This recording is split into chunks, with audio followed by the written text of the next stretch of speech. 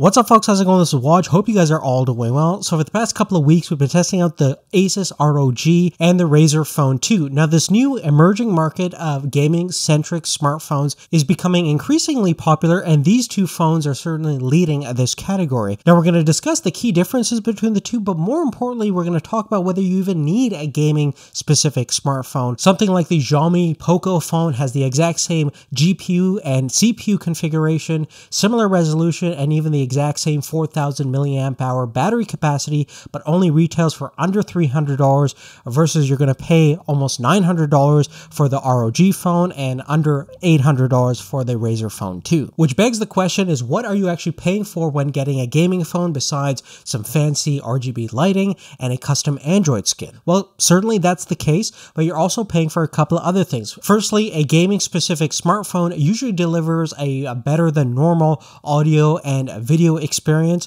For example, we have upgraded stereo speakers on both ROG and Razer phones. They sound tremendously better than most other smartphones out there. But more importantly, the display refresh rate is typically higher than 60 Hz. So the ROG specifically has an AMOLED panel that can refresh up to 90 Hz. The Razer Phone 2 one-ups that by having an LCD IPS panel that can refresh up to 120 Hz. And given that it has the highest native resolution and a smaller display size of 5.7 inches, it also has the highest PPI count of about 512. Internally, all three of these smartphones are using the Snapdragon 845 processor as well as Adreno 630 graphics. You also have 8 GB of RAM available in all three devices. With that being said, you'll notice that the performance results are not equal across all these devices. In fact, the Asus is the fastest, the Razer Phone typically comes in second place, and the Pocophone isn't as fast as the other two, which are seemingly using the same hardware. Now, there's primarily two reasons for this result.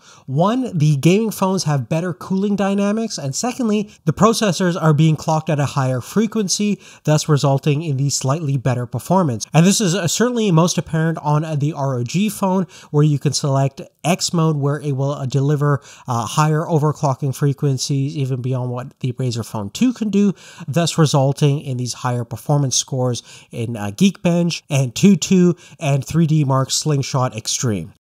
Now, another facet of a gaming-specific phone is delivering more connectivity options in terms of controllers and accessory, and this is again where the Asus excels at. You can use the squeeze function or the air trigger modes to control more aspect of the games besides just using the touchscreen. You also have dedicated game pads, game dock, and even that twin view feature, which gives you dual screen capabilities, which we're going to test out in a couple of days as well, so stay tuned for that.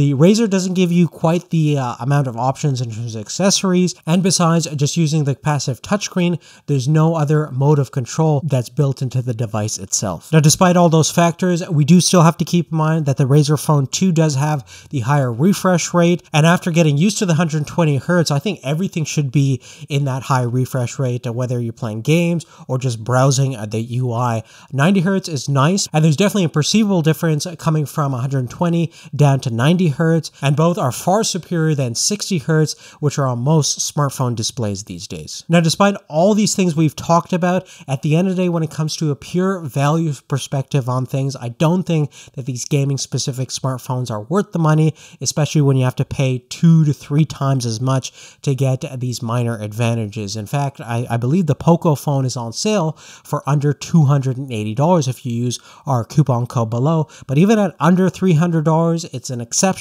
deal, and I'm certain that 99% of people out there will be completely satisfied with its gaming performance. Now, if we had to pick a winner between the Asus and the Razer, I'd probably say that the more versatile gaming phone is definitely the Asus ROG. It certainly has the most advantages, even though it has the slightly lower refresh rate of 90 Hz.